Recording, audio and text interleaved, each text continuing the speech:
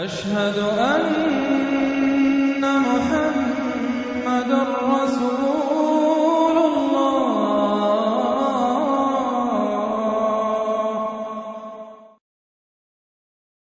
الواقعہ نام، پہلی ہی آیت کے لفظ الواقعہ کو اس سورت کا نام قرار دیا گیا ہے۔ زمانہ نزول، حضرت عبداللہ بن عباس نے سورتوں کی جو ترتیب نزول بیان کی ہے، اس میں وہ فرماتے ہیں کہ پہلے سورہ طٰہٰ نازل ہوئی، پھر الواقعہ، اور اس کے بعد الشعراء، الاتقان للسیوطی۔ یہی ترتیب اکرمہ نے بھی بیان کی ہے۔ اس کی تائید اس قصے سے بھی ہوتی ہے جو حضرت عمر رضی اللہ عنہ کے ایمان لانے کے بارے میں ابن ہشام نے ابن اسحاق سے نقل کیا ہے۔ اس میں یہ ذکر آتا ہے کہ جب حضرت عمر اپنی بہن کے گھر میں داخل ہوئے تو سورہ طٰہٰ پڑھی جا رہی تھی۔ ان کی آہٹ سن کر ان لوگوں نے قرآن کے اوراق چھپا دیے۔ حضرت عمر پہلے تو بہنوئی پر پل پڑے، اور جب بہن ان کو بچانے آئیں تو ان کو بھی مارا، یہاں تک کہ ان کا سر پھٹ گیا۔ بہن کا خون بہتے دیکھ کر حضرت عمر کو سخت ندامت ہوئی، اور انہوں نے کہا، اچھا مجھے وہ صحیفہ دکھاؤ جسے تم نے چھپا لیا ہے، دیکھوں تو صحیح اس میں کیا لکھا ہے۔ بہن نے کہا، آپ اپنے شرک کی وجہ سے نجس ہیں، اس صحیفے کو صرف طاہر آدمی ہی ہاتھ لگا سکتا ہے۔ چنانچہ حضرت عمر نے اٹھ کر غسل کیا اور پھر اس صحیفے کو لے کر پڑھا۔ اس سے معلوم ہوا کہ اس وقت سورہ واقعہ نازل ہو چکی تھی، کیونکہ اسی میں آیت لا یمسہ الا المطہرون وارد ہوئی ہے، اور یہ تاریخی طور پر ثابت ہے کہ حضرت عمر ہجرت حبشہ کے بعد 5 نبوی میں ایمان لائے ہیں۔ موضوع اور مضمون، اس کا موضوع آخرت، توحید اور قرآن کے متعلق کفار مکہ کے شبہات کی تردید ہے۔ وہ سب سے زیادہ جس چیز کو ناقابل یقین قرار دیتے تھے وہ یہ تھی کہ کبھی قیامت برپا ہوگی جس میں زمین و آسمان کا سارا نظام درہم برہم ہو جائے گا، اور پھر تمام مرے ہوئے انسان دوبارہ جلا اٹھائے جائیں گے اور ان کا محاسبہ ہوگا، اور نیک انسان جنت کے باغوں میں رکھے جائیں گے اور گناہ گار انسان دوزخ میں ڈالے جائیں گے۔ ان کا کہنا یہ تھا کہ یہ سب خیالی باتیں ہیں جن کا عالم واقعہ میں پیش آنا غیر ممکن ہے۔ اس کے جواب میں فرمایا کہ جب وہ واقعہ پیش آ جائے گا اس وقت کوئی یہ جھوٹ بولنے والا نہ ہوگا کہ وہ پیش نہیں آیا ہے، نہ کسی کی یہ طاقت ہوگی کہ اسے آتے آتے روک دے یا واقعہ سے غیر واقعہ بنا دے۔ اس وقت لازماً تمام انسان 3 طبقات میں تقسیم ہو جائیں گے، ایک سابقین، دوسرے عام صالحین، تیسرے وہ لوگ جو آخرت کے منکر رہے اور مرتے دم تک کفر و شرک اور گناہ کبیرہ پر جمے رہے۔ ان تینوں طبقات کے ساتھ جو معاملہ ہوگا اسے تفصیل کے ساتھ آیت 7 سے 56 تک بیان کیا گیا ہے۔ اس کے بعد آیت 57 سے 74 تک اسلام کے ان دونوں بنیادی عقائد کی صداقت پر پے در پے دلائل دیے گئے ہیں جن کو ماننے سے کفار انکار کر رہے تھے، یعنی توحید اور آخرت۔ ان دلائل میں زمین و آسمان کی دوسری تمام چیزوں کو چھوڑ کر انسان کو خود اس کے اپنے وجود کی طرف اور اس غذا کی طرف جسے وہ کھاتا ہے، اور اس پانی کی طرف جسے وہ پیتا ہے، اور اس آگ کی طرف جس سے وہ اپنا کھانا پکاتا ہے توجہ دلائی گئی ہے، اور اسے اس سوال پر غور و فکر کی دعوت دی گئی ہے کہ تو جس خدا کے بنانے سے بنا ہے اور جس کے دیے ہوئے سامان زیست پر پل رہا ہے، اس کے مقابلے میں خود مختار ہونے یا اس کے سوا کسی اور کی بندگی بجا لانے کا آخر تجھے کیا حق ہے؟ اور اس کے متعلق تو نے یہ کیسے گمان کر لیا کہ وہ ایک دفعہ تجھے وجود میں لے آنے کے بعد ایسا عاجز و درماندہ ہو جاتا ہے کہ دوبارہ تجھ کو وجود میں لانا چاہے بھی تو نہیں لا سکتا۔ پھر آیت 75 سے 82 تک قرآن کے بارے میں ان کے شکوک کی تردید کی گئی ہے، اور ان کو یہ احساس دلایا گیا ہے کہ بد نصیبو، یہ عظیم الشان نعمت تمہارے پاس آئی ہے اور تم نے اپنا حصہ اس نعمت میں یہ رکھا ہے کہ اسے جھٹلاتے ہو اور اس سے فائدہ اٹھانے کے بجائے الٹی بے اعتنائی برتتے ہو۔ قرآن کی صداقت پر 2 مختصر سے فقروں میں یہ بے نظیر دلیل پیش کی گئی ہے کہ اس پر کوئی غور کرے تو اس کے اندر ویسا ہی محکم نظام پائے گا جیسا کائنات کے تاروں اور سیاروں کا نظام محکم ہے، اور یہی اس بات کی دلیل ہے کہ اس کا مصنف وہی ہے جس نے کائنات کا یہ نظام بنایا ہے۔ پھر کفار سے کہا گیا ہے کہ یہ کتاب اس نوشتہ تقدیر میں ثبت ہے جو مخلوقات کی دسترس سے باہر ہے، تم سمجھتے ہو کہ اسے محمد صلی اللہ علیہ وسلم کے پاس شیاطین لاتے ہیں، حالانکہ لوح محفوظ سے محمد صلی اللہ علیہ وسلم تک جس ذریعے سے یہ پہنچتی ہے اس میں پاک نفس فرشتوں کے سوا کسی کا ذرہ برابر بھی کوئی دخل نہیں ہے۔ آخر میں انسان کو بتایا گیا ہے کہ تو کتنی ہی لنترانیاں ہانکے اور اپنی خود مختاری کے گھمنڈ میں کتنا ہی حقائق کی طرف سے اندھا ہو جائے، مگر موت کا وقت تیری آنکھیں کھول دینے کے لیے کافی ہے۔ اس وقت تو بالکل بے بس ہوتا ہے، اپنے ماں باپ کو نہیں بچا سکتا، اپنی اولاد کو نہیں بچا سکتا، اپنے پیروں اور پیشواؤں اور محبوب ترین لیڈروں کو نہیں بچا سکتا، سب تیری آنکھوں کے سامنے مرتے ہیں اور تو دیکھتا رہ جاتا ہے۔ اگر کوئی بالا تر طاقت تیرے اوپر فرما روا نہیں ہے اور تیرا یہ زعم درست ہے کہ دنیا میں بس تو ہی تو ہے، کوئی خدا نہیں ہے، تو کسی مرنے والے کی نکلتی ہوئی جان کو پلٹا کیوں نہیں لاتا؟ جس طرح تو اس معاملے میں بے بس ہے، اسی طرح خدا کے محاسبے اور اس کی جزا و سزا کو بھی روک دینا تیرے اختیار میں نہیں ہے۔ تو خواہ مانے یا نہ مانے، موت کے بعد ہر مرنے والا اپنا انجام دیکھ کر رہے گا۔ مقربین میں سے ہو تو مقربین کا انجام دیکھے گا، صالحین میں سے ہو تو صالحین کا انجام دیکھے گا، اور جھٹلانے والے گمراہوں میں سے ہو تو وہ انجام دیکھے گا جو ایسے مجرموں کے لیے مقدر ہے۔ بسم اللہ الرحمن الرحیم۔ شروع اللہ کے نام سے جو رحمان و رحیم ہے۔ اذا وقعت الواقعہ لیس لوقعتها کاذبہ، جب وہ ہونے والا واقعہ پیش آ جائے گا تو کوئی اس کے وقوع کو جھٹلانے والا نہ ہوگا۔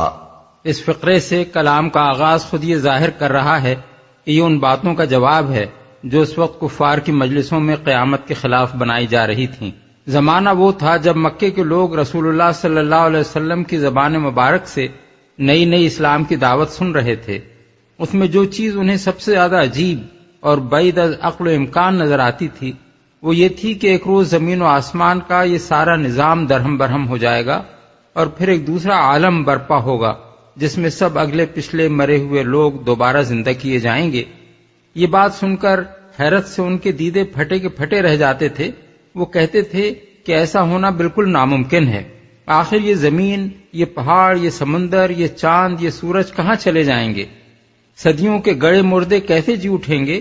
مرنے کے بعد دوسری زندگی اور پھر اس میں بہشت کے باغ اور جہنم کی آگ، آخر یہ خواب و خیال کی باتیں عقل و ہوش رکھتے ہوئے ہم کیسے مان لیں؟ یہی چیمی گوئیاں اس وقت مکے میں ہر جگہ ہو رہی تھیں۔ اس پس منظر میں فرمایا گیا ہے کہ جب وہ ہونے والا واقعہ پیش آ جائے گا اس وقت کوئی اسے جھٹلانے والا نہ ہوگا۔ اس ارشاد میں قیامت کے لیے واقع کا لفظ استعمال کیا گیا ہے جس کے معنی قریب قریب وہی ہیں جس کے لیے اردو زبان میں ہونی شدنی کے الفاظ بولے جاتے ہیں، یعنی وہ ایسی چیز ہے جسے لازماً پیش آ کر ہی رہنا ہے۔ پھر اس کے پیش آنے کو وقعتا کہا گیا ہے جو عربی زبان میں کسی بڑے حادثے کے اچانک برپا ہو جانے کے لیے استعمال ہوتا ہے۔ لیسا لوقعتها کاذبہ کے دو معنی ہو سکتے ہیں، ایک یہ کہ اس کے وقوع کا ٹل جانا اور اس کا آتے آتے رک جانا اور اس کی آمد کا پھیر دیا جانا ممکن نہ ہوگا، یا بالفاظ دیگر کوئی طاقت پھر اس کو واقع سے غیر واقع بنا دینے والی نہ ہوگی۔ دوسرے یہ کہ کوئی متنفس اس وقت یہ جھوٹ بولنے والا نہ ہوگا کہ وہ واقعہ پیش نہیں آیا ہے۔ خافضۃ رافعہ اذا رجت الارض رجا وبست الجبال بسا فكانت هباء منبثا، وہ تہو بالا کر دینے والی آفت ہوگی، زمین اس وقت یکبارگی ہلا ڈالی جائے گی اور پہاڑ اس طرح ریزہ ریزہ کر دیے جائیں گے کہ پراگندہ غبار بن کر رہ جائیں گے۔ آفت ہوگی اصل الفاظ ہیں خافضۃ الرافعہ، یعنی گرانے والی اور اٹھانے والی۔ اس کا ایک مطلب یہ ہو سکتا ہے کہ وہ سب کچھ الٹ پلٹ کر کے رکھ دے گی نیچے کی چیزیں اوپر اور اوپر کی چیزیں نیچے ہو جائیں گی۔ دوسرا مطلب یہ بھی ہو سکتا ہے کہ وہ گرے ہوئے لوگوں کو اٹھانے والی اور اٹھے ہوئے لوگوں کو گرانے والی ہوگی، یعنی اس کے آنے پر انسانوں کے درمیان عزت و ذلت کا فیصلہ ایک دوسری ہی بنیاد پر ہوگا۔ جو دنیا میں عزت والے بنے پھرتے تھے وہ ذلیل ہو جائیں گے، اور جو ذلیل سمجھے جاتے تھے وہ عزت پائیں گے۔ ہلا ڈالی جائے گی، یعنی وہ کوئی مقامی زلزلہ نہ ہوگا جو کسی محدود علاقے میں آئے، بلکہ پوری کی پوری زمین بیک وقت ہلا ماری جائے گی۔ اس کو یک لخت ایک زبردست جھٹکا لگے گا جس سے وہ لرز کر رہ جائے گی۔ وَكُنْتُمْ أَزْوَاجًا ثَلَاثَةً، تم لوگ اس وقت 3 گروہوں میں تقسیم ہو جاؤ گے۔ خطاب اگرچہ بظاہر ان لوگوں سے ہے جنہیں یہ کلام سنایا جا رہا تھا یا جو اب اسے پڑھیں یا سنیں، لیکن دراصل پوری نوع انسانی اس کی مخاطب ہے۔ تمام انسان جو اول روز آفرینش سے قیامت تک پیدا ہوئے ہیں وہ سب آخر کار 3 گروہوں میں تقسیم ہو جائیں گے۔ فَأَصْحَابُ الْمَيْمَنَةِ مَا أَصْحَابُ الْمَيْمَنَةِ، دائیں بازو والے سو دائیں بازو والوں کی خوش نصیبی کا کیا کہنا۔ دائیں بازو والے، اصل میں لفظ اصحاب المیمنہ استعمال ہوا ہے۔ میمنہ عربی قاعدے کے مطابق یمین سے بھی ہو سکتا ہے جس کے معنی سیدھے ہاتھ کے ہیں، اور یمن سے بھی ہو سکتا ہے جس کے معنی ہیں فعال نیک۔ اگر اس کو یمین سے ماخوذ مانا جائے تو اصحاب المیمنہ کے معنی ہوں گے سیدھے ہاتھ والے، لیکن اس سے لغوی معنی مراد نہیں ہے، بلکہ اس کا مطلب ہے عالی مرتبہ لوگ۔ اہل عرب سیدھے ہاتھ کو قوت اور رفعت اور عزت کا نشان سمجھتے تھے۔ جس کا احترام مقصود ہوتا تھا اسے مجلس میں سیدھے ہاتھ پر بٹھاتے تھے۔ کسی کے متعلق یہ کہنا ہوتا کہ میرے دل میں اس کی بڑی عزت ہے تو کہتے کہ فلان منی بالیمین، یعنی وہ تو میرے سیدھے ہاتھ کی طرف ہے۔ اردو میں بھی کسی شخص کو کسی بڑی ہستی کا دست راست اس معنی میں کہا جاتا ہے کہ وہ اس کا خاص آدمی ہے، اور اگر اس کو یم سے ماخوذ مانا جائے تو اصحاب المیمنہ کے معنی ہوں گے خوش نصیب اور نیک بخت لوگ۔ وَأَصْحَابُ الْمَشْأَمَةِ مَا أَصْحَابُ الْمَشْأَمَةِ، اور بائیں بازو والے تو بائیں بازو والوں کی بد نصیبی کا کیا ٹھکانہ۔ بائیں بازو والے، اصل میں لفظ اصحاب المشأمہ استعمال ہوا ہے۔ مشأمہ شوم سے ہے جس کے معنی بدبختی، نحوست اور بدفعلی کے ہیں، اور عربی زبان میں بائیں ہاتھ کو بھی شوما کہا جاتا ہے۔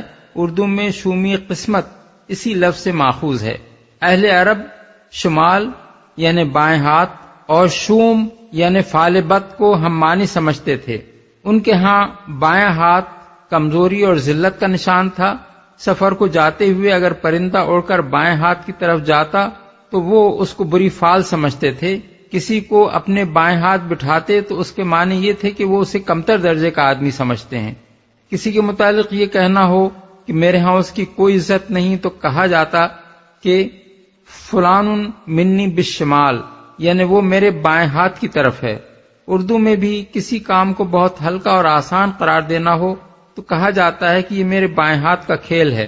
پس اصحاب المشأمہ سے مراد ہیں بدبخت لوگ، یا وہ لوگ جو اللہ تعالیٰ کے ہاں ذلت سے دوچار ہوں گے اور دربار الہی میں بائیں طرف کھڑے کیے جائیں گے۔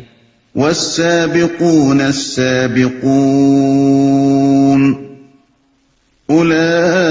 اولئک المقربون فی جنات النعیم، اور آگے والے تو پھر آگے والے ہی ہیں، وہی تو مقرب لوگ ہیں، نعمت بھری جنتوں میں رہیں گے۔ آگے والے ہی ہیں۔ سابقین یعنی آگے والوں سے مراد وہ لوگ ہیں جو نیکی اور حق پرستی میں سب پر سبقت لے گئے ہوں، بھلائی کے ہر کام میں سب سے آگے ہوں، خدا اور رسول کی پکار پر سب سے پہلے لبیک کہنے والے ہوں، جہاد کا معاملہ ہو یا انفاق فی سبیل اللہ کا، یا خدمت خلق کا، یا دعوت خیر اور تبلیغ حق کا، غرض دنیا میں بھلائی پھیلانے اور برائی مٹانے کے لیے ایثار و قربانی اور محنت و جانفشانی کا جو موقع بھی پیش آئے، اس میں وہی لوگ آگے بڑھ کر کام کرنے والے ہوں۔ اس بنا پر آخرت میں بھی سب سے آگے وہی رکھے جائیں گے۔ گویا وہاں اللہ تعالیٰ کے دربار کا نقشہ یہ ہوگا کہ دائیں بازو میں صالحین، بائیں بازو میں فاسقین، اور سب سے آگے بارگاہ خداوندی کے قریب سابقین۔ حدیث میں حضرت عائشہ کی روایت ہے کہ رسول اللہ صلی اللہ علیہ وسلم نے لوگوں سے پوچھا، جانتے ہو قیامت کے روز کون لوگ سب سے پہلے پہنچ کر اللہ کے سائے میں جگہ پائیں گے؟ لوگوں نے عرض کیا، اللہ اور اللہ کا رسول ہی زیادہ جانتا ہے۔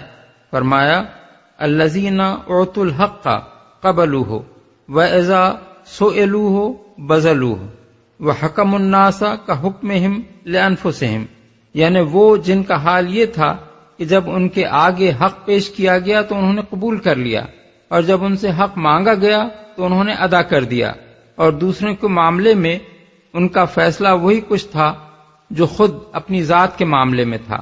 مسند احمد۔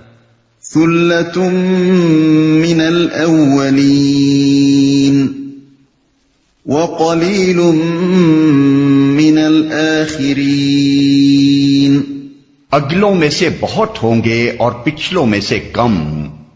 مفسرین کے درمیان اس امر میں اختلاف ہے کہ اولین اور آخرین یعنی اگلوں اور پچھلوں سے مراد کون ہیں۔ ایک گروہ کا خیال ہے کہ آدم علیہ السلام کے وقت سے نبی صلی اللہ علیہ وسلم کی بعثت تک جتنی امتیں گزری ہیں وہ اولین ہیں، اور نبی صلی اللہ علیہ وسلم کی بعثت کے بعد قیامت تک کے لوگ آخرین ہیں۔ اس لحاظ سے آیت کا مطلب یہ ہوگا کہ بعثت محمدی سے پہلے ہزارہ برس کے دوران میں جتنے انسان گزرے ہیں ان کے سابقین کی تعداد زیادہ ہوگی، اور حضور کی بعثت کے بعد سے قیامت تک آنے والے انسانوں میں سے جو لوگ سابقین کا مرتبہ پائیں گے ان کی تعداد کم ہوگی۔ دوسرا گروہ کہتا ہے کہ یہاں اولین و آخرین سے مراد نبی صلی اللہ علیہ وسلم کی امت کے اولین و آخرین ہیں، یعنی آپ کی امت میں ابتدائی دور کے لوگ اولین ہیں جن میں سابقین کی تعداد زیادہ ہوگی، اور بعد کے لوگ آخرین ہیں جن میں سابقین کی تعداد کم ہوگی۔ تیسرا گروہ کہتا ہے کہ اس سے مراد ہر نبی کی امت کے اولین و آخرین ہیں، یعنی ہر نبی کے ابتدائی پیرووں میں سابقین بہت ہوں گے اور بعد کے آنے والوں میں وہ کم پائے جائیں گے۔ آیت کے الفاظ ان تینوں مفہوموں کے حامل ہیں، اور بعید نہیں کہ یہ تینوں ہی صحیح ہوں، کیونکہ در حقیقت ان میں کوئی تضاد نہیں ہے۔ ان کے علاوہ ایک اور مطلب بھی ان الفاظ سے نکلتا ہے، اور وہ بھی صحیح ہے کہ ہر پہلے دور میں انسانی آبادی کے اندر سابقین کا تناسب زیادہ ہوگا اور بعد کے دور میں ان کا تناسب کم نکلے گا، اس لیے کہ انسانی آبادی جس رفتار سے بڑھتی ہے سبقت فی الخیرات کرنے والوں کی تعداد اسی رفتار سے نہیں بڑھتی۔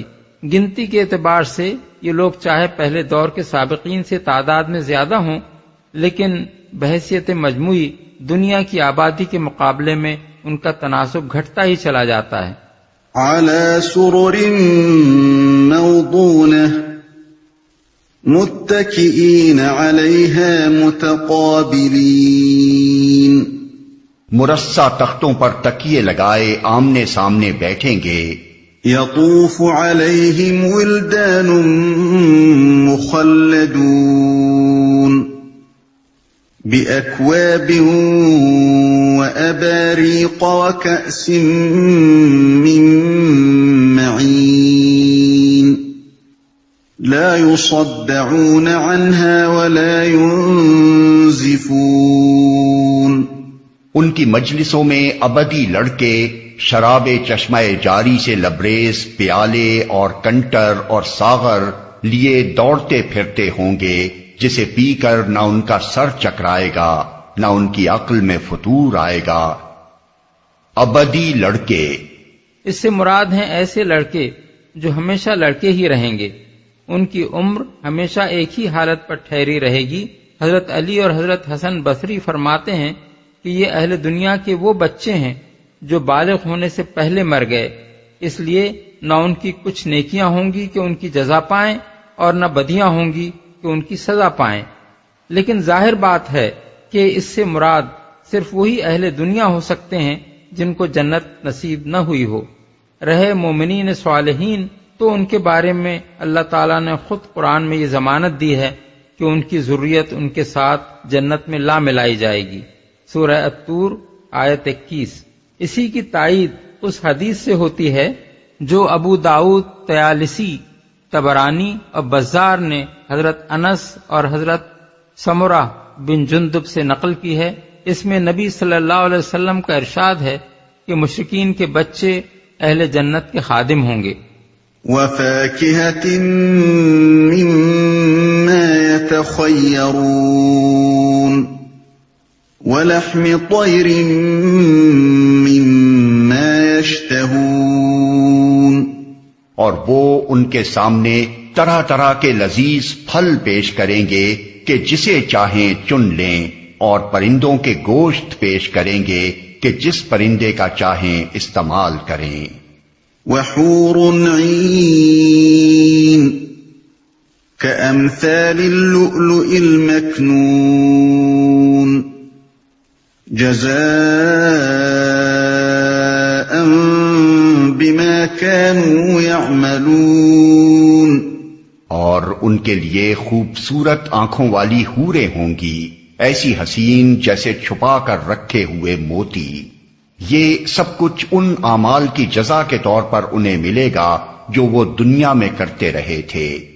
لا يسمعون فيها لغوا ولا تأثيما إلا قيلا سلاما سلاما، وہاں وہ کوئی بےہودہ کلام یا گناہ کی بات نہ سنیں گے، جو بات بھی ہوگی ٹھیک ٹھیک ہوگی، گناہ کی بات نہ سنیں گے۔ یہ جنت کی بڑی نعمتوں میں سے ایک ہے جسے قرآن مجید میں متعدد مقامات پر بیان کیا گیا ہے کہ انسان کے کان وہاں بےہودگی، یاوہ گوئی، جھوٹ، غیبت، چغلی، بہتان، گالی، لاف و گزاف، طنز و تمسخر اور طعن و تشنیع کی باتیں سننے سے محفوظ ہوں گے۔ وہ بدزبان اور بدتمیز لوگوں کی سوسائٹی نہ ہوگی جس میں لوگ ایک دوسرے پر کیچڑ اچھالیں۔ وہ شریف اور مہذب لوگوں کا معاشرہ ہوگا جس کے اندر یہ لغویات ناپید ہوں گی۔ اگر کسی شخص کو اللہ نے کچھ بھی شائستگی اور مذاق سلیم سے نوازا ہو تو وہ اچھی طرح محسوس کر سکتا ہے کہ دنیاوی زندگی کا یہ کتنا بڑا عذاب ہے جس سے انسان کو جنت میں نجات پانے کی امید دلائی گئی ہے۔ ٹھیک ٹھیک ہوگی۔ اصل الفاظ ہیں الا قیلا سلاما سلاما۔ بعض مفسرین و مترجمین نے اس کا مطلب یہ لیا ہے کہ وہاں ہر طرف سلام سلام ہی کی آوازیں سننے میں آئیں گی، لیکن صحیح بات یہ ہے کہ اس سے مراد ہے قول سلیم، یعنی ایسی گفتگو جو عیوب کلام سے پاک ہو، جس میں وہ خرابیاں نہ ہوں جو پچھلے فقرے میں بیان کی گئی ہیں۔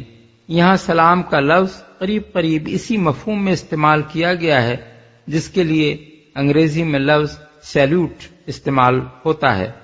وَأَصْحَابُ الْيَمِينِ مَا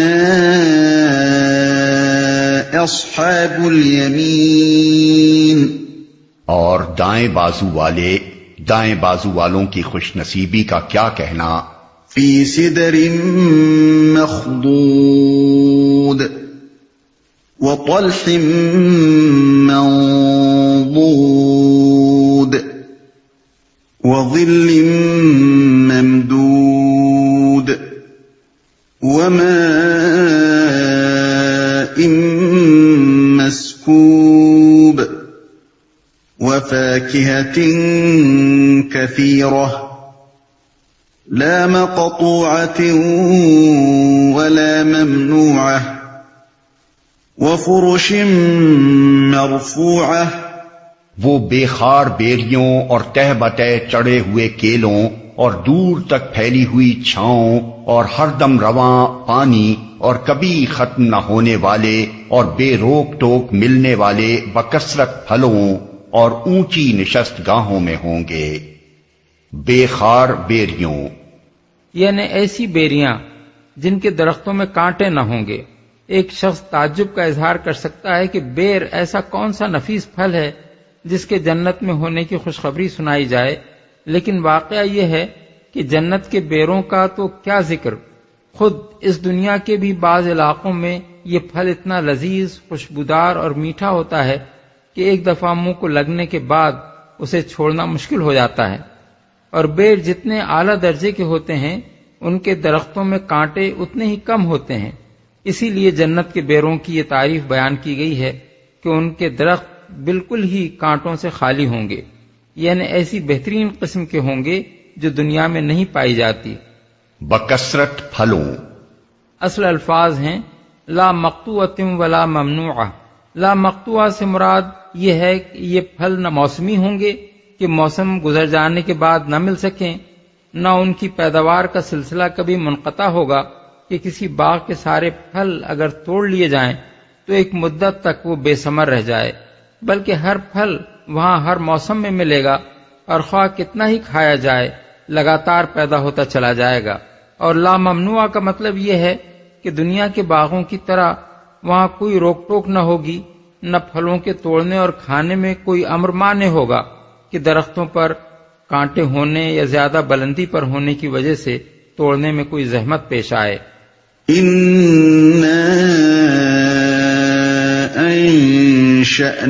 انشأناهن انشاء فجعلناهن ابکارا عربا اترابا لاصحاب الیمین۔ ان کی بیویوں کو ہم خاص طور پر نئے سرے سے پیدا کریں گے اور انہیں باکرا بنا دیں گے، اپنے شوہروں کی عاشق اور عمر میں ہم سن۔ یہ کچھ دائیں بازو والوں کے لیے ہے، باکرا بنا دیں گے۔ اس سے مراد دنیا کی وہ نیک خواتین ہیں جو اپنے ایمان و عمل صالح کی بنا پر جنت میں جائیں گی۔ اللہ تعالیٰ ان سب کو وہاں جوان بنا دے گا، خواہ وہ کتنی ہی بوڑھی ہو کر مری ہوں، نہایت خوبصورت بنا دے گا، خواہ دنیا میں وہ حسین رہی ہوں یا نہ رہی ہوں، باکرا بنا دے گا، خواہ دنیا میں وہ کنواری مری ہوں یا بال بچوں والی ہو کر۔ ان کے شوہر بھی اگر ان کے ساتھ جنت میں پہنچیں گے تو وہ ان سے ملا دی جائیں گی، ورنہ اللہ تعالیٰ کسی اور جنتی سے ان کو بیاہ دے گا۔ اس آیت کی یہی تشریح متعدد احادیث میں رسول اللہ صلی اللہ علیہ وسلم سے منقول ہے۔ شمائل ترمذی میں روایت ہے کہ ایک بڑھیا نے حضور سے عرض کیا، میرے حق میں جنت کی دعا فرمائیں۔ آپ نے فرمایا، جنت میں کوئی بڑھیا داخل نہ ہوگی۔ وہ روتی ہوئی واپس چلی گئی تو آپ نے لوگوں سے فرمایا کہ اسے بتاؤ وہ بڑھاپے کی حالت میں داخل جنت نہیں ہوگی۔ اللہ تعالیٰ کا ارشاد ہے کہ ہم انہیں خاص طور پر نئے سرے سے پیدا کریں گے اور باکرا بنا دیں گے۔ ابن ابی حاتم نے حضرت سلمہ بن یزید سے یہ روایت نقل کی ہے کہ میں نے اس آیت کی تشریح میں رسول اللہ صلی اللہ علیہ وسلم کو یہ فرماتے سنا، اس سے مراد دنیا کی عورتیں ہیں، خواہ وہ باکرا مری ہوں یا شادی شدہ۔ طبرانی میں حضرت ام سلمہ کی ایک طویل روایت ہے جس میں وہ جنت کی عورتوں کے متعلق قرآن مجید کے مختلف مقامات کا مطلب حضور سے دریافت فرماتی ہیں۔ اس سلسلے میں حضور اس آیت کی تشریح کرتے ہوئے فرماتے ہیں کہ ہن اللواتی قبضن فی دار الدنیا عجائز رمثن شمثن خلقہن اللہ بعد الکبر فجعلہن عذارا۔ یہ وہ عورتیں ہیں جو دنیا کی زندگی میں مری ہیں، بوڑھی پھونس، آنکھوں میں چیپڑ، سر کے بال سفید۔ اس بڑھاپے کے بعد اللہ تعالیٰ ان کو پھر سے باکرا پیدا کر دے گا۔ حضرت ام سلمہ پوچھتی ہیں، اگر کسی عورت کے دنیا میں کئی شوہر رہ چکے ہوں اور وہ سب جنت میں جائیں تو وہ ان میں سے کس کو ملے گی؟ حضور فرماتے ہیں، انہا تخیر فتختار احسنہم خلقا فتقول یا رب ان ھذا کان احسن خلقا معی فزوجنیہا یا ام سلمہ ذهب حسن الخلق بخیر الدنیا والآخرہ۔ یعنی اس کو اختیار دیا جائے گا کہ وہ جسے چاہے چن لے، اور وہ اس شخص کو چنے گی جو ان میں سب سے زیادہ اچھے اخلاق کا تھا۔ وہ اللہ تعالیٰ سے عرض کرے گی کہ اے رب، اس کا برتاؤ میرے ساتھ سب سے اچھا تھا، اس لیے مجھے اسی کی بیوی بنا دے۔ اے ام سلمہ، حسن اخلاق دنیا اور آخرت کی ساری بھلائی لوٹ لے گیا ہے۔ عاشق اصل میں لفظ عربن استعمال ہوا ہے، یہ لفظ عربی زبان میں عورت کی بہترین نسوانی خوبیوں کے لیے بولا جاتا ہے۔ اس سے مراد ایسی عورت ہے جو طرحدار ہو، خوش اتوار ہو، خوش گفتار ہو، نسوانی جذبات سے لبریز ہو، اپنے شوہر کو دل و جان سے چاہتی ہو اور اس کا شوہر بھی اس کا عاشق ہو۔ ہم سن، اس کے دو مفہوم ہو سکتے ہیں، ایک یہ کہ وہ اپنے شوہروں کی ہمسن ہوں گی، دوسرا یہ کہ وہ آپس میں ہمسن ہوں گی، یعنی تمام جنتی عورتیں ایک ہی عمر کی ہوں گی اور ہمیشہ اسی عمر کی رہیں گی۔ بعید نہیں کہ یہ دونوں ہی باتیں بیک وقت صحیح ہوں، یعنی یہ خواتین خود بھی ہمسن ہوں اور ان کے شوہر بھی ان کے ہمسن بنا دیے جائیں۔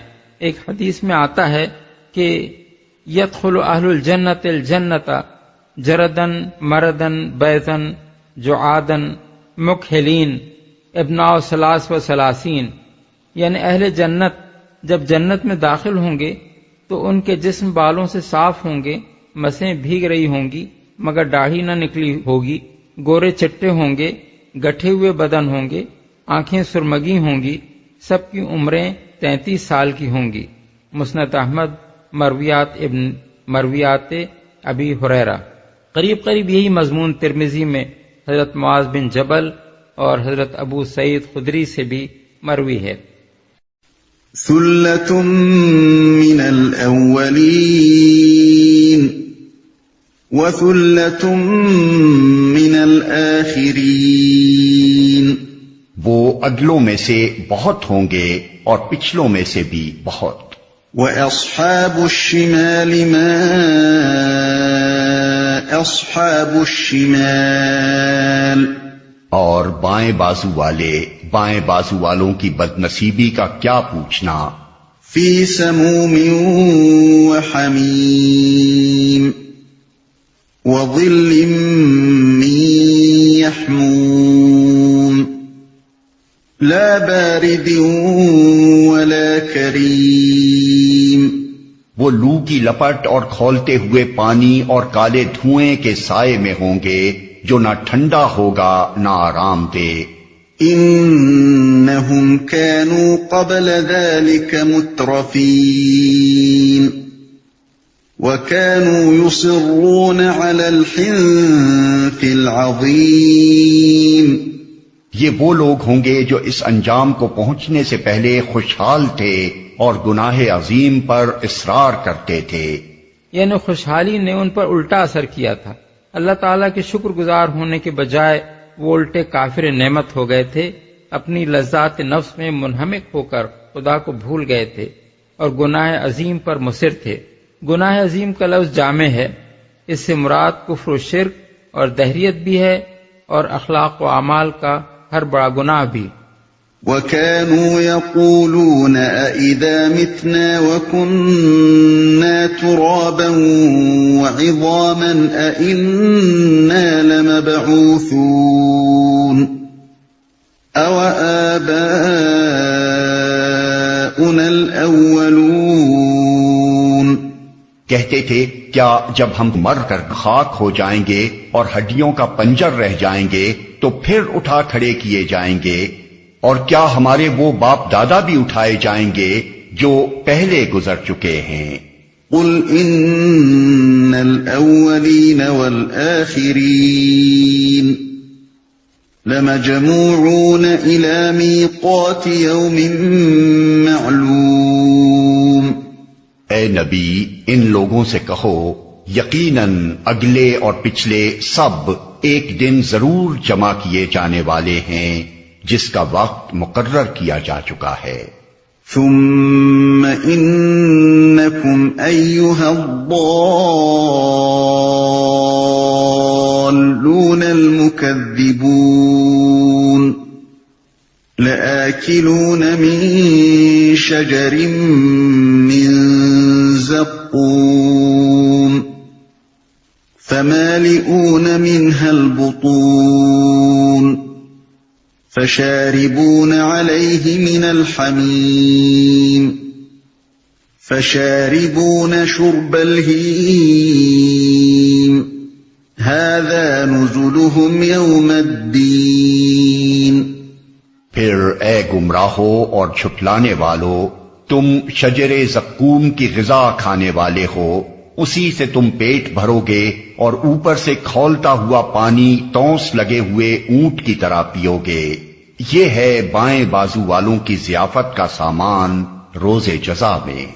نحن خلقناكم فلولا تصدقون، ہم نے تمہیں پیدا کیا ہے، پھر کیوں تصدیق نہیں کرتے؟ ہم نے تمہیں، یہاں سے آیت 74 تک جو دلائل پیش کیے گئے ہیں ان میں بیک وقت آخرت اور توحید دونوں پر استدلال کیا گیا ہے۔ چونکہ مکے کے لوگ نبی صلی اللہ علیہ وسلم کی تعلیم کے ان دونوں بنیادی اجزاء پر معترض تھے، اس لیے یہاں دلائل اس انداز سے دیے گئے ہیں کہ آخرت کا ثبوت بھی ان سے ملتا ہے اور توحید کی صداقت کا بھی۔ کیوں تصدیق نہیں کرتے؟ یعنی اس بات کی تصدیق کہ ہم ہی تمہارے رب اور معبود ہیں اور ہم تمہیں دوبارہ بھی پیدا کر سکتے ہیں۔ أفرأيتم ما تمنون أأنتم تخلقونه أم نحن الخالقون؟ کبھی تم نے غور کیا یہ نطفہ جو تم ڈالتے ہو اس سے بچہ تم بناتے ہو یا اس کے بنانے والے ہم ہیں؟ اس مختصر سے فقرے میں ایک بڑا اہم سوال انسان کے سامنے پیش کیا گیا ہے۔ دنیا کی تمام دوسری چیزوں کو چھوڑ کر انسان اگر صرف اسی ایک بات پر غور کرے کہ وہ خود کس طرح پیدا ہوا ہے تو اسے نہ قرآن کی تعلیم توحید میں کوئی شک رہ سکتا ہے نہ اس کی تعلیم آخرت میں۔ انسان آخر اسی طرح تو پیدا ہوتا ہے کہ مرد اپنا نطفہ عورت کے رحم تک پہنچا دیتا ہے، مگر کیا اس نطفے میں بچہ پیدا کرنے کی اور لازماً انسان ہی کا بچہ پیدا کرنے کی صلاحیت آپ سے آپ پیدا ہو گئی ہے، یا انسان نے خود پیدا کی ہے، یا خدا کے سوا کسی اور نے پیدا کر دی ہے؟ اور کیا یہ مرد کے یا عورت کے یا دنیا کی کسی طاقت کے اختیار میں ہے کہ اس نطفے سے حمل کا استقرار کرا دے، پھر استقرار حمل سے وضع حمل تک ماں کے پیٹ میں بچے کی درجہ بدرجہ تخلیق و پرورش اور ہر بچے کی الگ صورت گری اور ہر بچے کے اندر مختلف ذہنی و جسمانی قوتوں کو ایک خاص تناسب کے ساتھ رکھنا جس سے وہ ایک خاص شخصیت کا انسان بن کر اٹھے، کیا یہ سب کچھ ایک خدا کے سوا کسی اور کا کام ہے؟ کیا اس میں کسی اور کا ذرہ برابر بھی کوئی دخل ہے؟ کیا یہ کام ماں باپ خود کرتے ہیں یا کوئی ڈاکٹر کرتا ہے، یا وہ انبیاء اور اولیاء کرتے ہیں جو خود اسی طرح پیدا ہوئے ہیں، یا سورج اور چاند اور تارے کرتے ہیں جو خود ایک قانون کے غلام ہیں، یا وہ فطرت یعنی نیچر کرتی ہے جو بجائے خود کوئی علم، حکمت، ارادہ اور اختیار نہیں رکھتی؟ پھر کیا یہ فیصلہ کرنا بھی خدا کے سوا کسی کے اختیار میں ہے کہ بچہ لڑکی ہو یا لڑکا، خوبصورت ہو یا بدصورت، طاقتور ہو یا کمزور، اندھا، بہرا، لنگڑا، لولا ہو یا صحیح الاعضاء، ذہین ہو یا کن ذہن؟ پھر کیا خدا کے سوا کوئی اور یہ طے کرتا ہے کہ قوموں کی تاریخ میں کس وقت کس قوم کے اندر کن اچھی یا بری صلاحیتوں کے آدمی پیدا کرے جو اسے عروج پر لے جائیں یا زوال کی طرف دھکیل دیں؟ اگر کوئی شخص ضد اور ہٹ دھرمی میں مبتلا نہ ہو تو وہ خود محسوس کرے گا کہ شرک یا دہریت کی بنیاد پر ان سوالات کا کوئی معقول جواب نہیں دیا جا سکتا۔ ان کا معقول جواب ایک ہی ہے اور وہ یہ ہے کہ انسان پورا کا پورا خدا کا ساختہ و پرداختہ ہے، اور جب حقیقت یہ ہے تو خدا کے ساختہ و پرداختہ اس انسان کو کیا حق پہنچتا ہے کہ اپنے خالق کے مقابلے میں آزادی و خود مختاری کا دعویٰ کرے یا اس کے سوا کسی دوسرے کی بندگی بجا لائے؟ توحید کی طرح یہ سوال آخرت کے معاملے میں بھی فیصلہ کن ہے۔ انسان کی تخلیق ایک ایسے کیڑے سے ہوتی ہے جو طاقتور خوردبین کے بغیر نظر تک نہیں آ سکتا۔ یہ کیڑا عورت کے جسم کی تاریکیوں میں کسی وقت اس نسوانی انڈے سے جا ملتا ہے جو اسی کی طرح ایک حقیر سا خوردبینی وجود ہوتا ہے، پھر ان دونوں کے ملنے سے ایک چھوٹا سا زندہ خلیہ یعنی سیل بن جاتا ہے جو حیات انسانی کا نقطہ آغاز ہے، اور یہ خلیہ بھی اتنا چھوٹا ہوتا ہے کہ خوردبین کے بغیر اس کو نہیں دیکھا جا سکتا۔ اس ذرا سے خلیے کو ترقی دے کر اللہ تعالیٰ 9 مہینے چند روز کے اندر رحم مادر میں ایک جیتا جاگتا انسان بنا دیتا ہے، اور جب اس کی تخلیق مکمل ہو جاتی ہے تو ماں کا جسم خود ہی اسے دھکیل کر دنیا میں ادھم مچانے کے لیے باہر پھینک دیتا ہے۔ تمام انسان اسی طرح دنیا میں آئے ہیں اور شب و روز اپنے ہی جیسے انسانوں کی پیدائش کا یہ منظر دیکھ رہے ہیں۔ اس کے بعد صرف ایک عقل کا اندھا ہی یہ کہہ سکتا ہے کہ جو خدا اس طرح انسانوں کو آج پیدا کر رہا ہے وہ کل کسی وقت اپنے ہی پیدا کیے ہوئے ان انسانوں کو دوبارہ کسی اور طرح پیدا نہ کر سکے گا۔ نحن قدرنا بينكم الموت وما نحن بمسبوقين على أن نبدل أمثالكم وننشئكم فيما لا تعلمون۔ ہم نے تمہارے درمیان موت کو تقسیم کیا ہے اور ہم اس سے عاجز نہیں ہیں کہ تمہاری شکلیں بدل دیں اور کسی ایسی شکل میں تمہیں پیدا کر دیں جس کو تم نہیں جانتے۔ موت کو تقسیم کیا ہے، یعنی تمہاری پیدائش کی طرح تمہاری موت بھی ہمارے اختیار میں ہے۔ ہم یہ طے کرتے ہیں کہ کس کو ماں کے پیٹ ہی میں مر جانا ہے اور کسے پیدا ہوتے ہی مر جانا ہے، اور کسے کس عمر تک پہنچ کر مرنا ہے۔ جس کی موت کا جو وقت ہم نے مقدر کر دیا ہے اس سے پہلے دنیا کی کوئی طاقت اسے مار نہیں سکتی، اور اس کے بعد ایک لمحے کے لیے بھی زندہ نہیں رکھ سکتی۔ مرنے والے بڑے بڑے ہسپتالوں میں بڑے سے بڑے ڈاکٹروں کی آنکھوں کے سامنے مرتے ہیں، بلکہ ڈاکٹر خود بھی اپنے وقت پر مر جاتے ہیں۔ کبھی کوئی نہ موت کے وقت کو جان سکا ہے، نہ آتی ہوئی موت کو روک سکا ہے، نہ یہ معلوم کر سکا ہے کہ کس کی موت کس ذریعے سے کہاں کس طرح واقع ہونے والی ہے۔ تم نہیں جانتے، یعنی جس طرح ہم اس سے عاجز نہ تھے کہ تمہیں تمہاری موجودہ شکل و حیت میں پیدا کریں، اسی طرح ہم اس سے بھی عاجز نہیں ہیں کہ تمہاری تخلیق کا طریقہ بدل کر کسی اور شکل و حیت میں کچھ دوسری صفات و خصوصیات کے ساتھ تم کو پیدا کر دیں۔ آج تم کو ہم اس طرح پیدا کرتے ہیں کہ تمہارا نطفہ قرار پاتا ہے اور تم ماں کے پیٹ میں درجہ بدرجہ بن کر ایک بچے کی صورت میں برآمد ہوتے ہو۔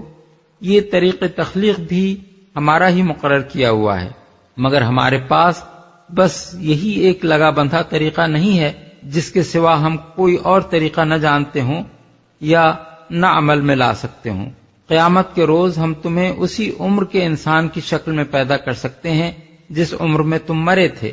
آج تمہاری بینائی، سماعت اور دوسرے حواس کا پیمانہ ہم نے کچھ اور رکھا ہے، مگر ہمارے پاس انسان کے لیے بس یہی ایک پیمانہ نہیں ہے جسے ہم بدل نہ سکتے ہوں۔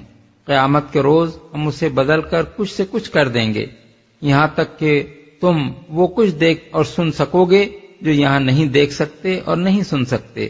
آج تمہاری کھال اور تمہارے ہاتھ پاؤں اور تمہاری آنکھوں میں کوئی گویائی نہیں ہے، مگر زبان کو بولنے کی طاقت ہم ہی نے تو دی ہے۔ ہم اس سے عاجز نہیں ہیں کہ قیامت کے روز تمہارا ہر عضو اور تمہارے جسم کی کھال کا ہر ٹکڑا ہمارے حکم سے بولنے لگے۔ آج تم ایک خاص عمر تک ہی جیتے ہو اور اس کے بعد مر جاتے ہو۔ یہ تمہارا جینا اور مرنا بھی ہمارے ہی مقرر کردہ قانون کے تحت ہوتا ہے۔ کل ہم ایک دوسرا قانون تمہاری زندگی کے لیے بنا سکتے ہیں جس کے تحت تمہیں کبھی موت نہ آئے۔ آج تمہیں خاص حد تک ہی عذاب برداشت کر سکتے ہو، جس سے زائد عذاب اگر تمہیں دیا جائے تو تم زندہ نہیں رہ سکتے۔ یہ ضابطہ بھی ہمارا ہی بنایا ہوا ہے۔ کل ہم تمہارے لیے ایک دوسرا ضابطہ بنا سکتے ہیں جس کے تحت تم ایسا عذاب ایسی طویل مدت تک بھگت سکو گے جس کا تم تصور تک نہیں کر سکتے، اور کسی سخت سے سخت عذاب سے بھی تمہیں موت نہ آئے گی۔ آج تم سوچ نہیں سکتے کہ کوئی بوڑھا جوان ہو جائے، کبھی بیمار نہ ہو، کبھی اس پر بڑھاپا نہ آئے، اور ہمیشہ ہمیشہ وہ ایک ہی عمر کا جوان رہے۔ مگر یہاں جوانی پر بڑھاپا ہمارے بنائے ہوئے قوانین حیات ہی کے مطابق تو آتا ہے۔ کل ہم تمہاری زندگی کے لیے کچھ دوسرے قوانین بنا سکتے ہیں جن کے مطابق جنت میں جاتے ہی ہر بوڑھا جوان ہو جائے اور اس کی جوانی و تندرستی لازوال ہو۔ وَلَقَدْ عَلِمْتُمُ النَّشْأَةَ الْأُولَى فَلَوْلَا تَذَكَّرُونَ۔ اپنی پہلی پیدائش کو تو تم جانتے ہو، پھر کیوں سبق نہیں لیتے؟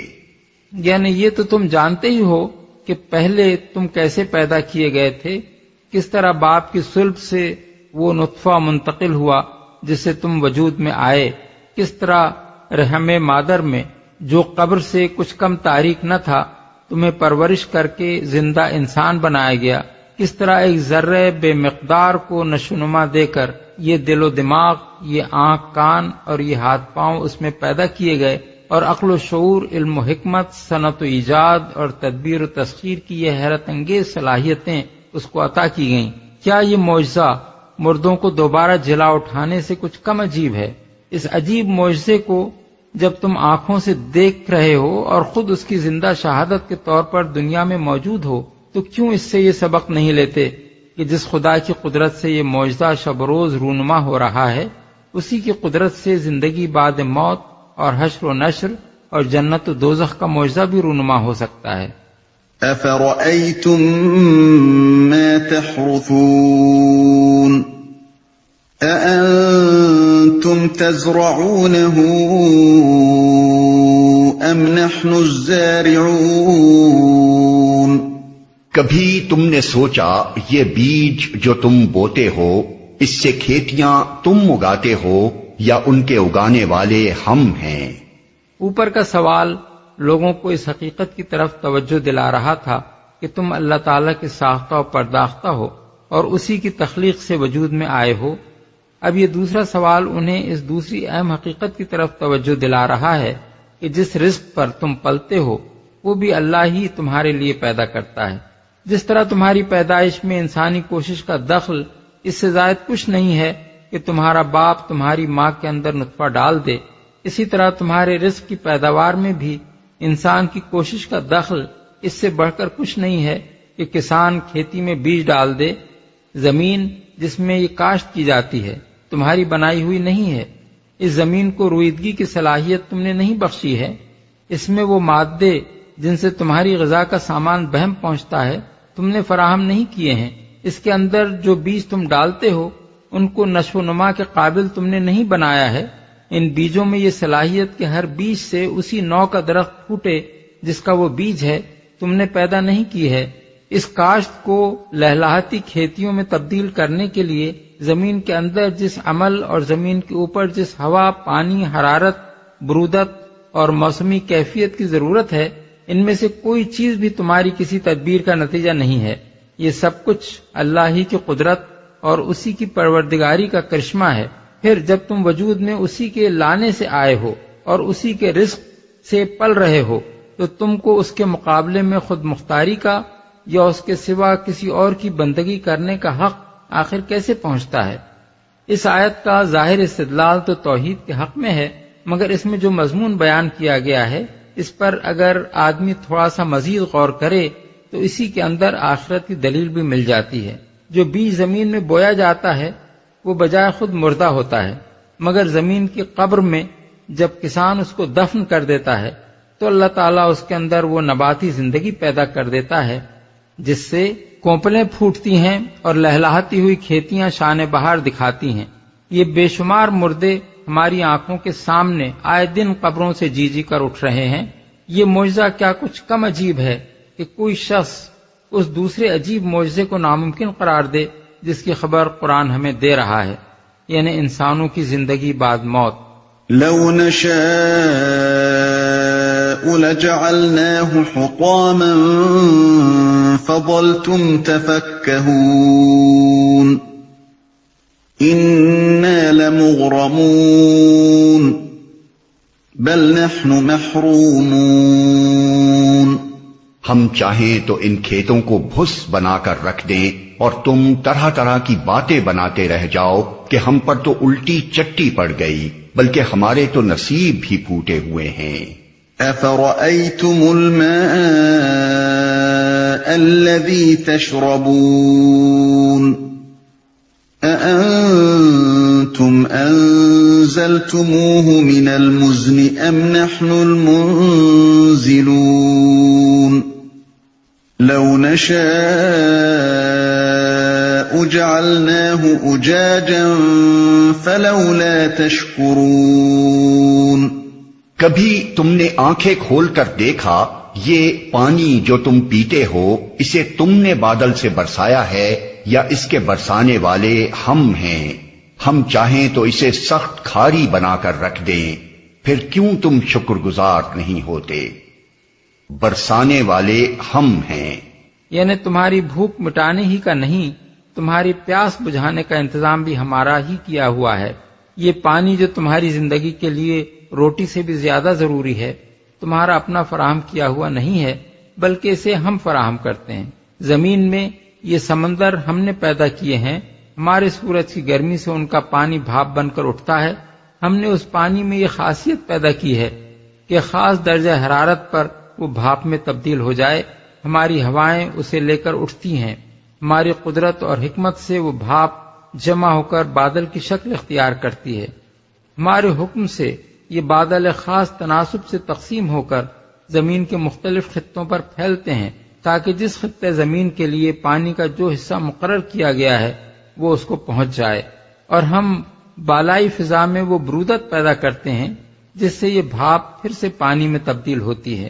ہم تمہیں صرف وجود میں لا کر ہی نہیں رہ گئے ہیں، بلکہ تمہاری پرورش کے یہ سارے انتظامات بھی ہم کر رہے ہیں جن کے بغیر تم جی نہیں سکتے۔ پھر ہماری تخلیق سے وجود میں آ کر، ہمارا رزق کھا کر اور ہمارا پانی پی کر یہ حق تمہیں کہاں سے حاصل ہو گیا کہ ہمارے مقابلے میں خود مختار بنو یا ہمارے سوا کسی اور کی بندگی بجا لاؤ؟ کھاری بنا کر رکھ دیں۔ اس فقرے میں اللہ کی قدرت و حکمت کے ایک اہم کرشمے کی نشاندہی کی گئی ہے۔ پانی کے اندر اللہ تعالیٰ نے جو حیرت انگیز خواص رکھے ہیں ان میں سے ایک خاصہ یہ بھی ہے کہ اس کے اندر خواہ کتنی ہی چیزیں تحلیل ہو جائیں، جب وہ حرارت کے اثر سے بھاپ میں تبدیل ہوتا ہے تو ساری آمیزشیں نیچے چھوڑ دیتا ہے اور صرف اپنے اصل آبی اجزاء کو لے کر ہوا میں اڑتا ہے۔ یہ خاصیت اگر اس میں نہ ہوتی تو بھاپ میں تبدیل ہوتے وقت بھی وہ سب چیزیں اس میں شامل رہتی جو پانی ہونے کی حالت میں اس کے اندر تحلیل شدہ تھیں۔ اس صورت میں سمندر سے جو بھاپیں اٹھتیں ان میں سمندر کا نمک بھی شامل ہوتا اور ان کی بارش تمام روئے زمین کو زمین شور بنا دیتی۔ نہ انسان اس پانی کو پی کر جی سکتا تھا، نہ کسی قسم کی نباتات اس سے اگ سکتی تھی۔ اب کیا کوئی شخص دماغ میں ذرا سی بھی عقل رکھتے ہوئے یہ دعویٰ کر سکتا ہے کہ اندھی بحری فطرت سے خود بخود پانی میں یہ حکیمانہ خاصیت پیدا ہو گئی ہے؟ یہ خاصیت جس کی بدولت کھاری سمندروں سے صاف ستھرا میٹھا پانی کشید ہو کر بارش کی شکل میں برستا ہے اور پھر دریاؤں، نہروں، چشموں اور کنووں کی شکل میں آب رسانی و آب پاشی کی خدمت انجام دیتا ہے، اس بات کی صریح شہادت فراہم کرتی ہے کہ ودیت کرنے والے نے پانی میں اس کو خوب سوچ سمجھ کر بالارادہ اس مقصد کے لیے ودیت کیا ہے کہ وہ اس کی پیدا کردہ مخلوقات کی پرورش کا ذریعہ بن سکے۔ جو مخلوق کھاری پانی سے پرورش پا سکتی تھی وہ اس نے سمندر میں پیدا کی اور وہاں وہ خوب جی رہی ہے، مگر جس مخلوق کو اس نے خشکی اور ہوا میں پیدا کیا تھا اس کی پرورش کے لیے میٹھا پانی درکار تھا، اور اس کی فراہمی کے لیے بارش کا انتظام کرنے سے پہلے اس نے پانی کے اندر یہ خاصیت رکھ دی کہ گرمی سے بھاپ بنتے وقت وہ کوئی ایسی چیز لے کر نہ اڑے جو اس کے اندر تحلیل ہو گئی ہو۔ کیوں تم شکر گزار نہیں ہوتے؟ بالفاظ دیگر کیوں یہ کفران نعمت کرتے ہو کہ تم میں سے کوئی اس بارش کو دیوتاؤں کا کرشمہ سمجھتا ہے اور کوئی یہ خیال کرتا ہے کہ سمندر سے بادلوں کا اٹھنا اور پھر آسمان سے پانی بن کر برسنا ایک فطری چکر ہے جو آپ سے آپ چلے جا رہا ہے، اور کوئی اسے خدا کی رحمت سمجھتا بھی ہے تو اس خدا کا اپنے اوپر یہ حق نہیں مانتا کہ اسی کے آگے سر تاج جھکائے۔ خدا کی اتنی بڑی نعمت سے فائدہ اٹھاتے ہو اور پھر جواب میں کفر و شرک اور فسق و نافرمانی کرتے ہو۔ أَفَرَأَيْتُمُ النَّارَ الَّتِي تُورُونَ أَأَنْتُمْ أَنشَأْتُمْ شَجَرَتَهَا أَمْ نَحْنُ الْمُنشِئُونَ نَحْنُ جَعَلْنَاهَا تَذْكِرَةً وَمَتَاعًا لِلْمُقْوِينَ۔ کبھی تم نے خیال کیا یہ آگ جو تم سلگاتے ہو اس کا درخت تم نے پیدا کیا ہے یا اس کے پیدا کرنے والے ہم ہیں؟ ہم نے اس کو یاد دہانی کا ذریعہ اور حاجت مندوں کے لیے سامان زیست بنایا ہے۔ درخت سے مراد یا تو وہ درخت ہیں جن سے آگ جلانے کے لیے لکڑی فراہم ہوتی ہے، یا مرخ اور عفار نامی وہ دو درخت ہیں جن کی ہری بھری ٹہنیوں کو ایک دوسرے پر مار کر قدیم زمانے میں اہل عرب آگ جھاڑا کرتے تھے۔ یاد دہانی کا ذریعہ، اس آگ کو یاد دہانی کا ذریعہ بنانے کا مطلب یہ ہے کہ یہ وہ چیز ہے جو ہر وقت روشن ہو کر انسان کو اس کا بھولا ہوا سبق یاد دلاتی ہے۔ اگر آگ نہ ہوتی تو انسان کی زندگی حیوان کی زندگی سے مختلف نہ ہو سکتی۔ آگ ہی سے انسان نے حیوانات کی طرح کچی غذائیں کھانے کے بجائے ان کو پکا کر کھانا شروع کیا، اور پھر اس کے لیے صنعت و ایجاد کے نئے نئے دروازے کھلتے چلے گئے۔ ظاہر ہے کہ اگر خدا وہ ذرائع پیدا نہ کرتا جن سے آگ جلائی جا سکے، اور وہ آتش پذیر مادے پیدا نہ کرتا جو آگ سے جل سکیں، تو انسان کی ایجادی صلاحیتوں کا قفل ہی نہ کھلتا۔ مگر انسان یہ بات فراموش کر گیا ہے کہ اس کا خالق کوئی پروردگار حکیم ہے جس نے اسے ایک طرف انسانی قابلیتیں دے کر پیدا کیا تو دوسری طرف زمین میں وہ سر و سامان بھی پیدا کر دیا جس سے اس کی یہ قابلیتیں روب عمل آ سکیں۔ وہ اگر غفلت میں مدہوش نہ ہو تو تنہا ایک آگ ہی اسے یہ یاد دلانے کے لیے کافی ہے کہ یہ کس کے احسانات اور کس کی نعمتیں ہیں جن سے وہ دنیا میں متمتع ہو رہا ہے۔ حاجت مندوں کے لیے، اصل میں لفظ مقوین استعمال کیا گیا ہے۔ اس کے مختلف معنی اہل لغت نے بیان کیے ہیں۔ بعض اسے صحرا میں اترے ہوئے مسافروں کے معنی میں لیتے ہیں، بعض اس کے معنی بھوکے آدمی کے لیتے ہیں، اور بعض کے نزدیک اس سے مراد وہ سب لوگ ہیں جو آگ سے فائدہ اٹھاتے ہیں، خواہ وہ کھانا پکانے کا فائدہ ہو یا روشنی کا یا تپش کا۔ فسبح باسم ربک العظیم،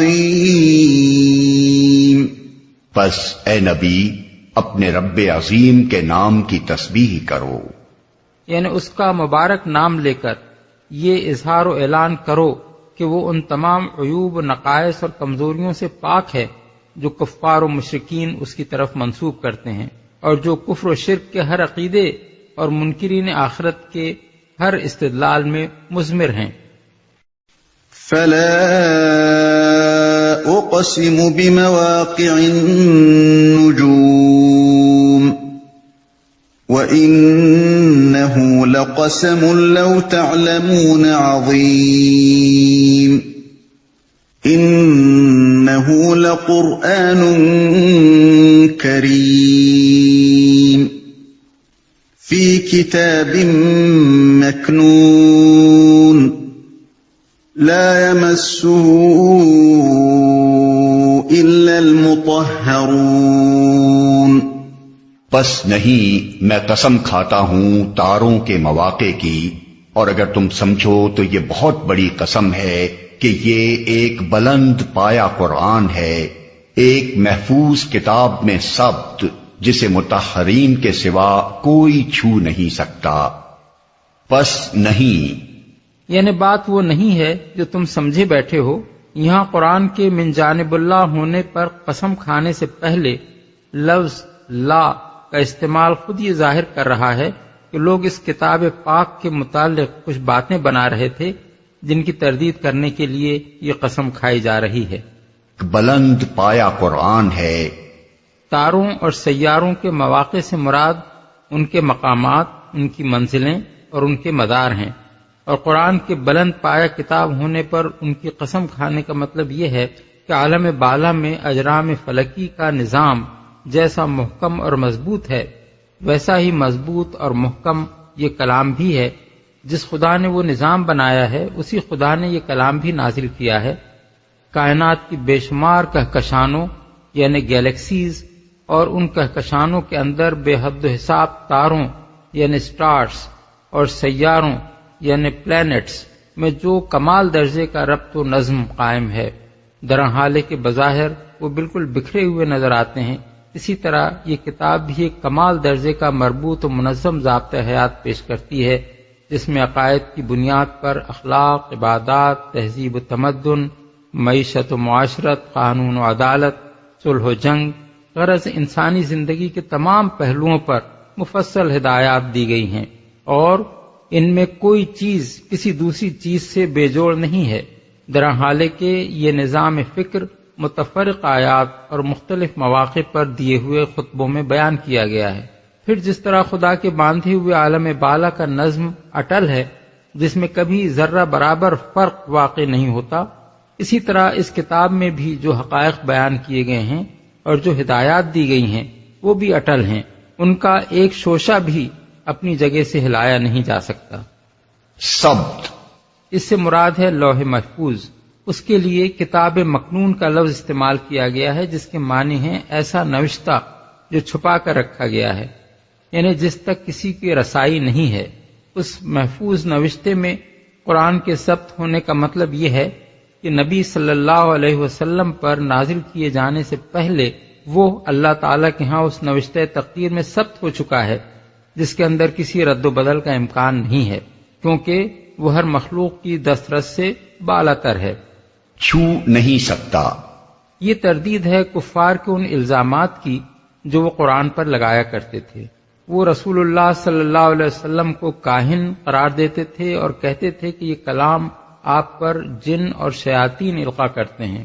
اس کا جواب قرآن مجید میں متعدد مقامات پر دیا گیا ہے، مثلا سورہ شعراء میں ارشاد ہوا ہے وما تنزلت بہ الشیاطین وما ينبغی لہم وما یستطیعون انہم عن السمع لمعزولون، یعنی اس کو لے کر شیاطین نہیں اترے ہیں، نہ یہ کلام ان کو سجتا ہے اور نہ وہ ایسا کر ہی سکتے ہیں، وہ تو اس کی سماعت تک سے دور رکھے گئے ہیں۔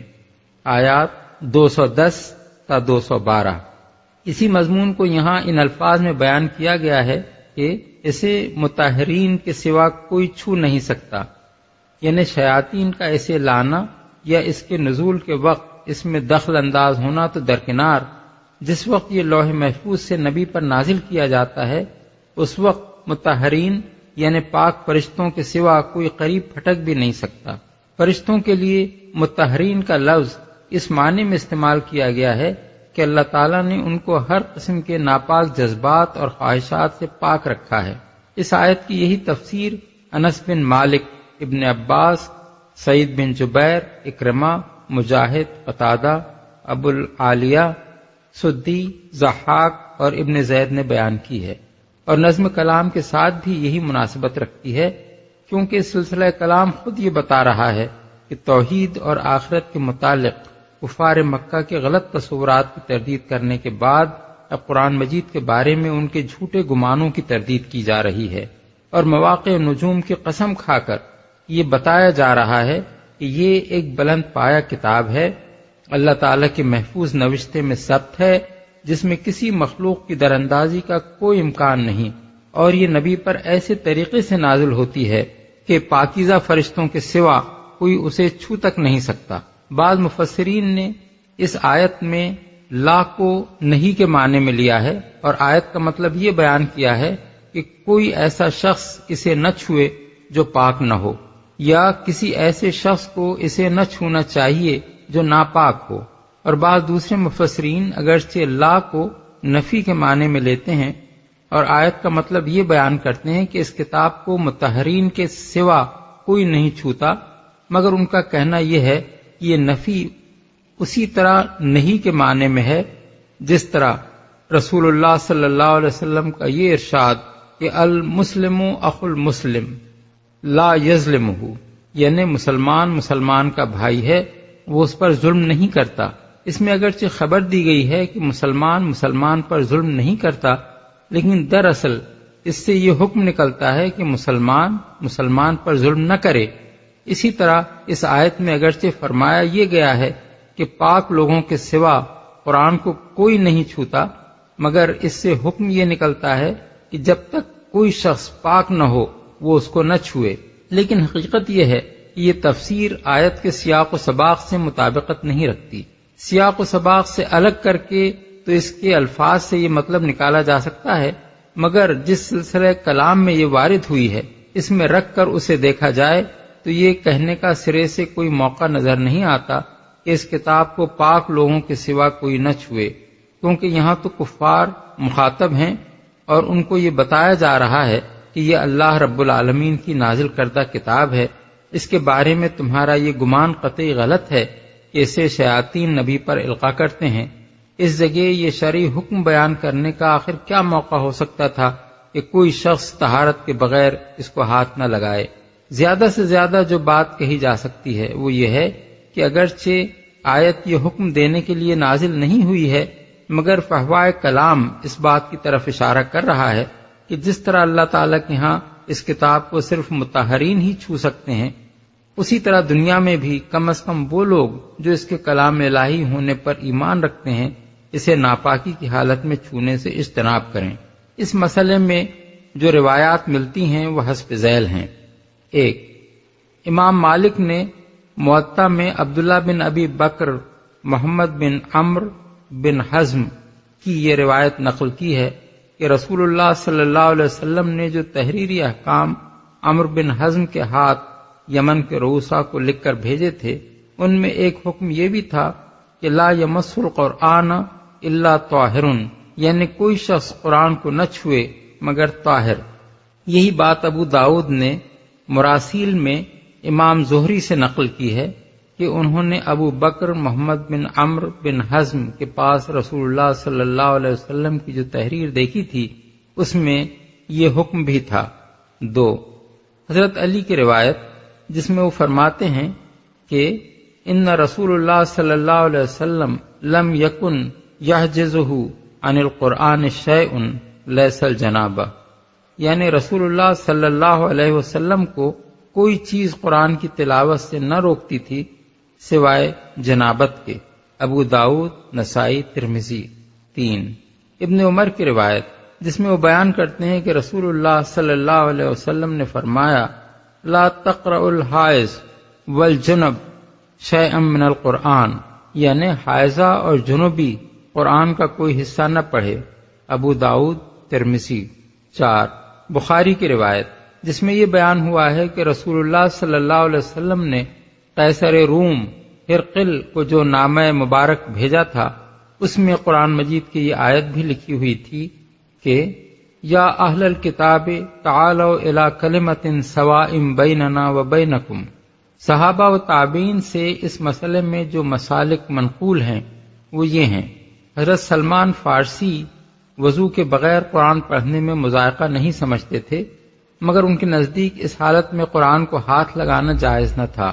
یہی مسلک حضرت سعد بن ابی وقاص اور حضرت عبداللہ بن عمر کا بھی تھا، اور حضرت حسن بصری اور ابراہیم نخعی بھی وضو کے بغیر مصحف کو ہاتھ لگانا مکروہ سمجھتے تھے۔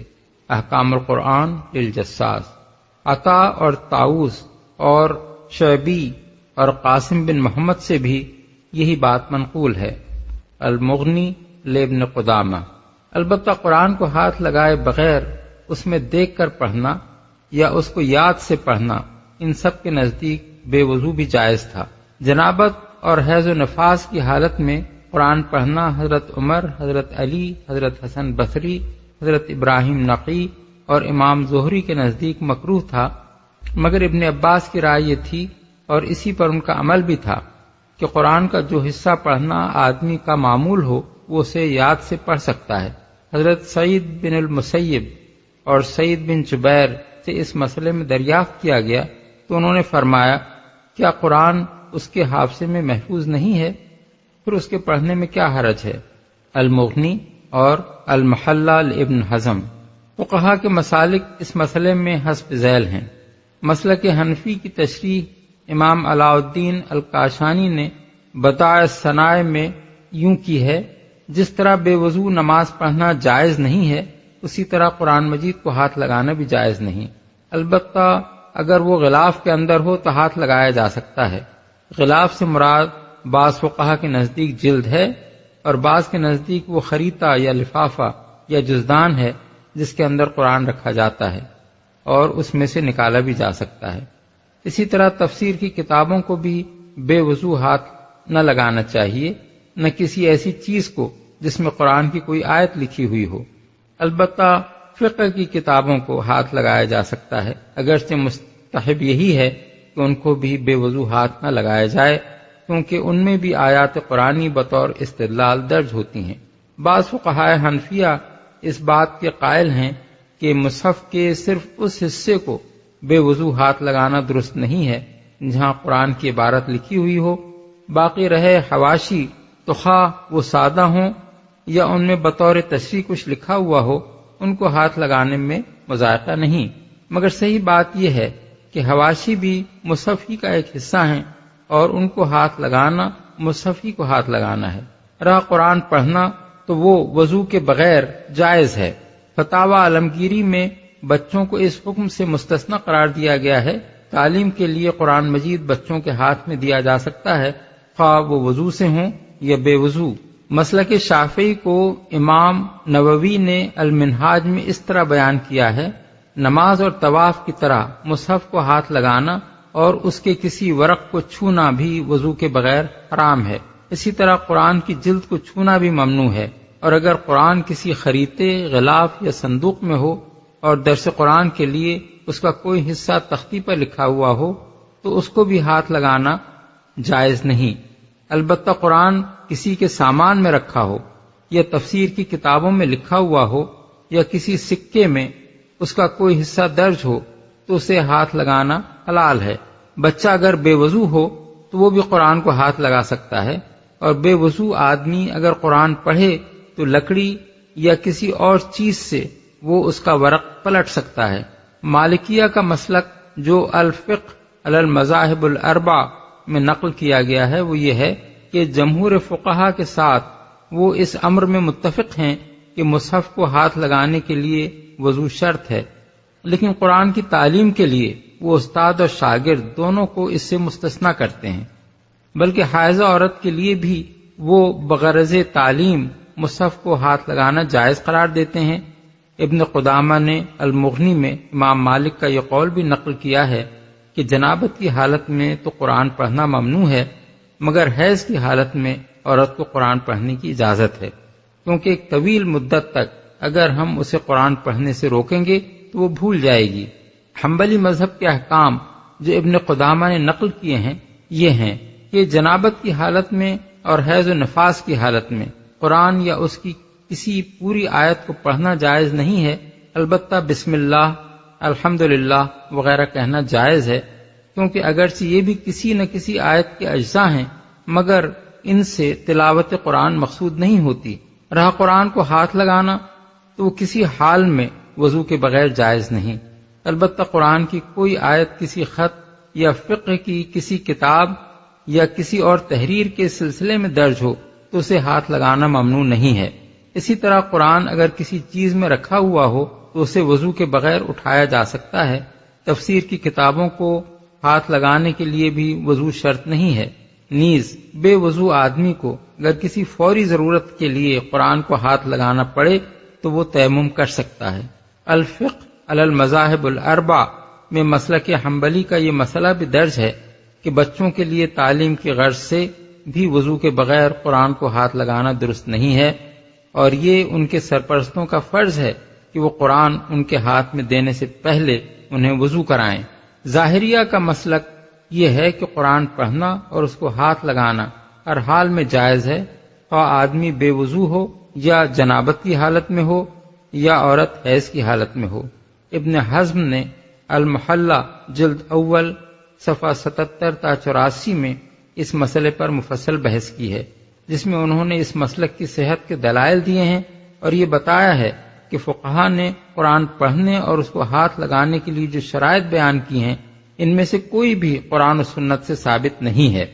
تنزیل من رب العالمین، یہ رب العالمین کا نازل کرتا ہے۔ افبہذا الحدیث انتم مدہنون وتجعلون رزقکم انکم تکذبون، پھر کیا اس کلام کے ساتھ تم بے اعتنائی برتتے ہو اور اس نعمت میں اپنا حصہ تم نے یہ رکھا ہے کہ اسے جھٹلاتے ہو؟ بے اعتنائی برتتے ہو۔ اصل الفاظ ہیں انتم مدہنون۔ ادھان کے معنی ہیں کسی چیز سے مداہنت برتنا، اس کو اہمیت نہ دینا، اس کو سنجیدہ توجہ کے قابل نہ سمجھنا۔ انگریزی میں ٹو ٹیک لائٹلی کے الفاظ اس مفہوم سے قریب تر ہیں۔ اسے جھٹلاتے ہو۔ امام رازی نے تجعلون رزقکم کی تفسیر میں ایک احتمال یہ بھی ظاہر کیا ہے کہ یہاں لفظ رزق معاش کے معنی میں ہو، چونکہ کفار قریش قرآن کی دعوت کو اپنے معاشی مفاد کے لیے نقصان دہ سمجھتے تھے، اور ان کا خیال یہ تھا کہ یہ دعوت اگر کامیاب ہو گئی تو ہمارا رزق مارا جائے گا۔ اس لیے اس آیت کا یہ مطلب بھی ہو سکتا ہے کہ تم نے اس قرآن کی تکذیب کو اپنے پیٹ کا دھندا بنا رکھا ہے۔ تمہارے نزدیک حق اور باطل کا سوال کوئی اہمیت نہیں رکھتا، اصل اہمیت تمہاری نگاہ میں روٹی کی ہے، اور اس کی خاطر حق کی مخالفت کرنے اور باطل کا سہارا لینے میں تمہیں کوئی تامل نہیں۔ فلولا اذا بلغت الحلقوم وانتم حينئذ تنظرون ونحن اقرب اليه منكم ولكن لا تبصرون فلولا ان كنتم غير مدينين ترجعونها ان كنتم صادقين۔ اب اگر تم کسی کے محکوم نہیں ہو اور اپنے اس خیال میں سچے ہو تو جب مرنے والے کی جان حلق تک پہنچ چکی ہوتی ہے اور تم آنکھوں دیکھ رہے ہوتے ہو کہ وہ مر رہا ہے، اس وقت اس کی نکلتی ہوئی جان کو واپس کیوں نہیں لے آتے؟ اس وقت تمہاری بنسبت ہم اس کے زیادہ قریب ہوتے ہیں مگر تم کو نظر نہیں آتے۔ فَأَمَّا إِن كَانَ مِنَ الْمُقَرَّبِينَ فَرَوْحٌ وَرَيْحَانٌ وَجَنَّةُ نَعِيمٍ۔ پھر وہ مرنے والا اگر مقربین میں سے ہو تو اس کے لیے راحت اور عمدہ رزق اور نعمت بھری جنت ہے۔ وَأَمَّا إِن كَانَ مِنْ أَصْحَابِ الْيَمِينِ فَسَلَامٌ لَكَ مِنْ أَصْحَابِ الْيَمِينِ وَأَمَّا إِن كَانَ مِنَ الْمُكَذِّبِينَ الضَّالِّينَ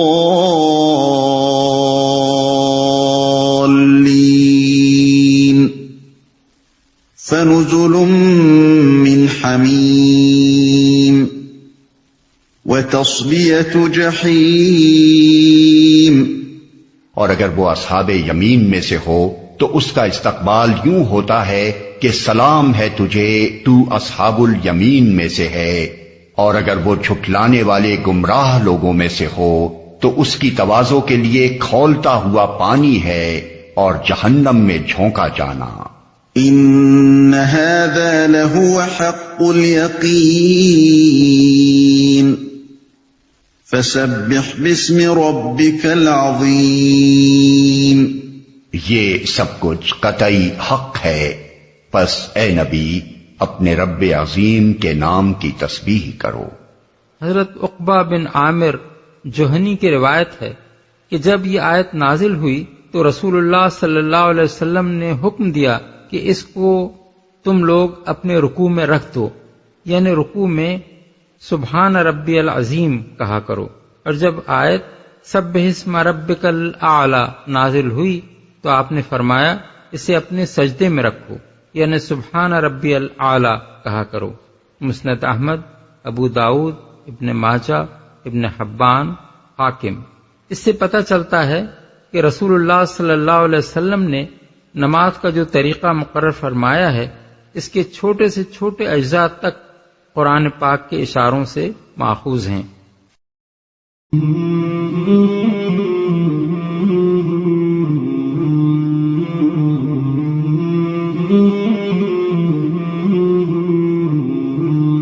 مولاي صل وسلم دائما أبدا على حبيبك خير الخلق كلهم مولاي صل وسلم دائما أبدا على حبيبك خير الخلق كلهم مولاي صل وسلم